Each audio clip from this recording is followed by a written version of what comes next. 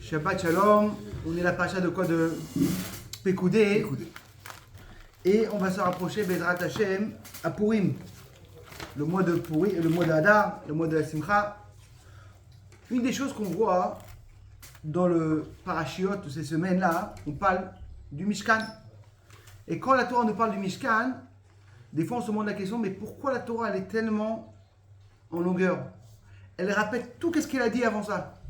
Même on voit Rashi sur place, il te dit quoi? Je ne dois pas trop expliquer. Je t'ai expliqué avant ça comment on a construit le Mishkan. Quand ils ont tout ramassé pour le Mishkan, on sait qu'il y a à peu près 420 psukim sur le Mishkan. Et les parachiotes avec lesquels Pekoudé, on a 240 parachiotes. Comment on nous raconte comment ils ont construit le Mishkan. Et chaque personne qui se demande, mais pourquoi de rappeler toute la même chose? La Torah, qu'est-ce qu'on aurait pu dire? Ils ont fait exactement comme ils ont fait avec le programme, avec les plans. Alors en vérité, on va comprendre, ça va être connecté avec le lien de Purim. Quand une personne prend la Megillah de Purim, des fois il se demande la question. Il y a beaucoup d'histoires dans la Megillah de Purim qu'on aurait pu les sauter. On aurait pu les... pas obligé de les raconter. Un exemple, toute l'histoire de quoi? De Achashverosh. Achashverosh, il arrive et il fait une fête pendant un long moment, et après ça il invite Vashti, et des fois on se demande la question, mais pourquoi une personne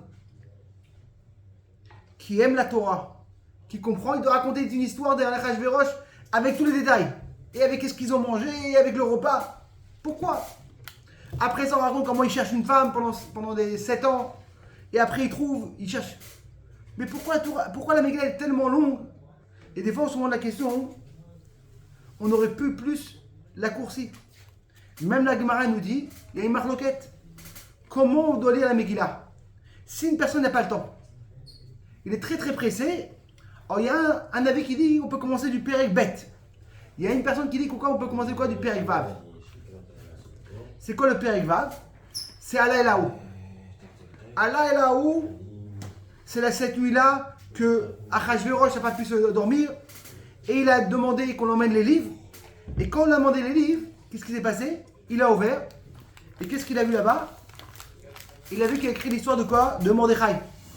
Et quand il a écrit l'histoire de Mordechai, tout a commencé à changer. Mais la halakha te dit quoi?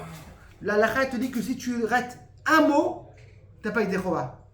Et comme le Vachnov, il nous dit, si une personne lit la Megillah à l'envers, ça veut dire quoi? De la fin au début, il n'a pas fait la mitzvah. Et c'est quoi le pirouche? Le pirouche de Vachnov, il explique, si une personne lit la Megillah comme le Mafréa, une vieille histoire qui avait à peu près beaucoup d'années, le Yatsa de Chova, il n'a pas été la tête de Chova de la mitzvah. Il faut savoir que la mitzvah de la Megillah, elle vient maintenant. L'histoire, elle est comme aujourd'hui. Il faut croire que vraiment, toute l'histoire, elle arrive comme aujourd'hui. Tout détail. Et qu'est-ce qu'en vérité, la Torah nous apprend un truc incroyable. C'est vrai qu'au début de la Megillah, on n'arrive pas à comprendre. Pourquoi on nous parle de Achashverosh et le repas qu'il a fait, et après ça qu'il a acheté une femme pendant tellement d'années, et avec Vashti, tout ça. Mais à la fin, qu'est-ce qui se passe? Quand on voit l'histoire, tout est compréhensible. C'est-à-dire qu'en vérité, la Torah veut te dire, toute la Megillah, c'est un puzzle. C'est comme un puzzle. C'est un puzzle que si tu te manques même un petit bout, tu n'as pas la bonne image.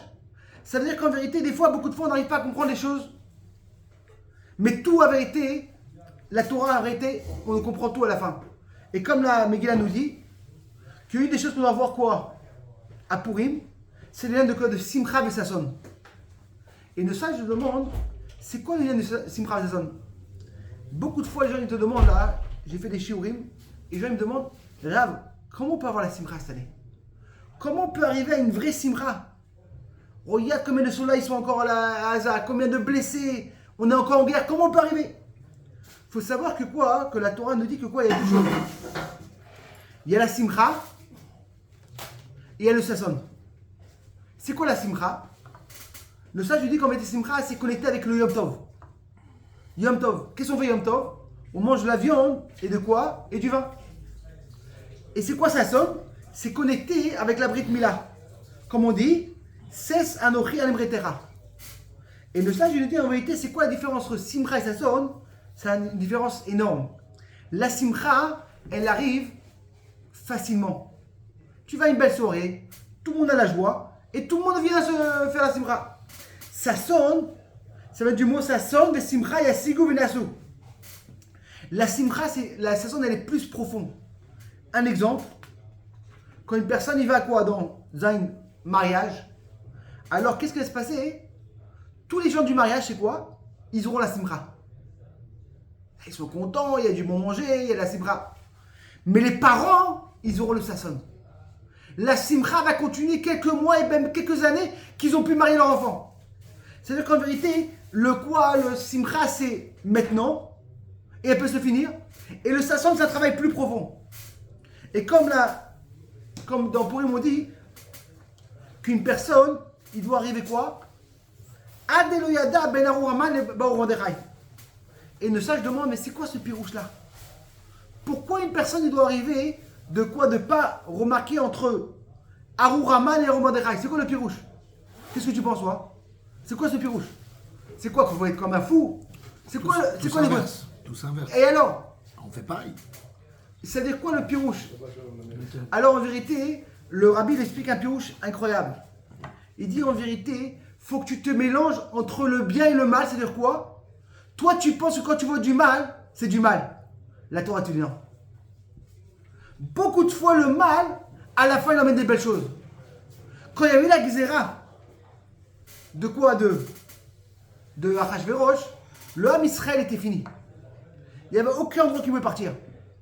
C'était une Gzera, la plus grande Gzera du Ham Israël. Il n'y a jamais eu, même...